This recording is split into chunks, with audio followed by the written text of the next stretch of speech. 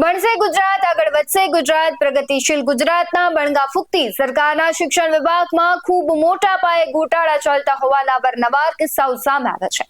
ખુદ મુખ્યમંત્રી જાહેરમાં શિક્ષણ મંત્રીને ટકોર કરે છે અને હાલમાં રાજ્યમાં પરિસ્થિતિ એવી છે કે જ્યાં શિક્ષકો છે ત્યાં વિદ્યાર્થી નથી, વિદ્યાર્થી છે ત્યાં શિક્ષકો નથી, શાળામાં પૂરતી વ્યવસ્થાઓ નથી, વિદ્યાર્થીઓને સત્ર શરૂ થતા પુસ્તકોની ઘટ પડે છે અને આવા તો અનેક પ્રશ્ન છે. આ બધાની વચ્ચે હવે સર્વ સેવા સંઘ કચ્છ ભુજ દ્વારા જ્ઞાન જ્યોતિ યોજના હેઠળ શિક્ષકોની ભરતી કરવામાં આવી છે, ત્યારે સરકારના જે શિક્ષણ વિભાગ છે તેના પર અનેક પ્રશ્નો ઉઠી રહ્યા છે.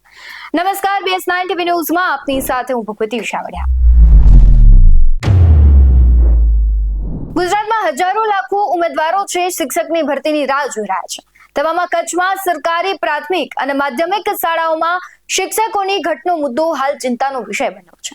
ત્યાં શિક્ષકોની ઘટને પહોંચી વળવા સર્વ સેવા સંઘ દ્વારા અનોખી પહેલ કરવામાં આવી છે. સંસ્થા દ્વારા મુન્દ્રા તાલુકાની જે વિવિધ શાળાઓ છે તેમાં 150 શિક્ષકોની નિમણૂક કરવામાં આવી અને આ શિક્ષકોને માસિક 9,000 રૂપિયાનું વેતન આપવામાં આવશે.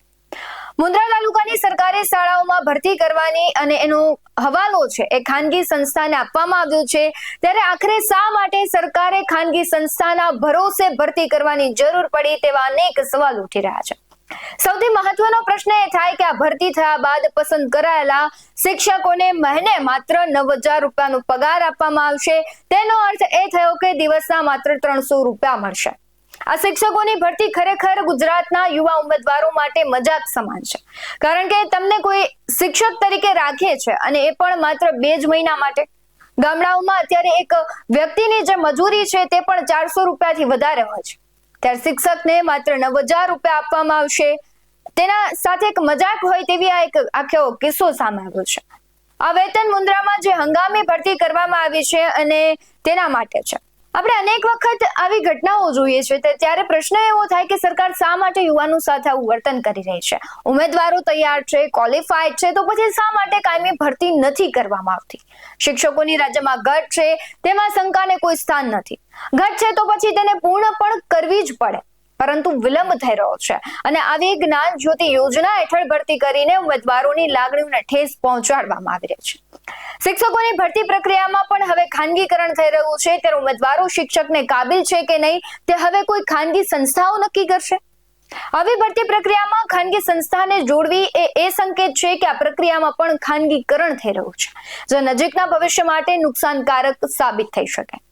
સરકારી શાળાઓમાં ખાનગી સંસ્થાઓ પાસે ભરતી કરાવવી કેટલી યોગ્ય છે તેવો અનેક સવાલો થઈ રહ્યા છે.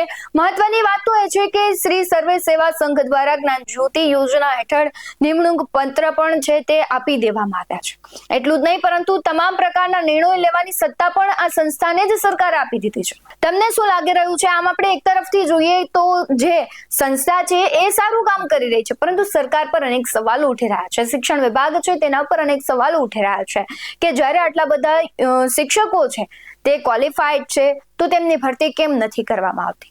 તમને શું લાગી રહ્યું છે? કમેન્ટ બોક્સમાં જરૂરથી જણાવજો. આવા જ વધુ અહેવાલો સાથે ફરી મળતા રહીશું. તમે અમારી YouTube ચેનલને સબસ્ક્રાઇબ કરવાનું, અમને Facebook અને Instagram પર ફોલો કરવાનું ભૂલશો નહીં. બાકી અમને અપડેટ્સ મેળવવા માટે જોતા રહો BS9 TV ન્યૂઝ. નમસ્કાર.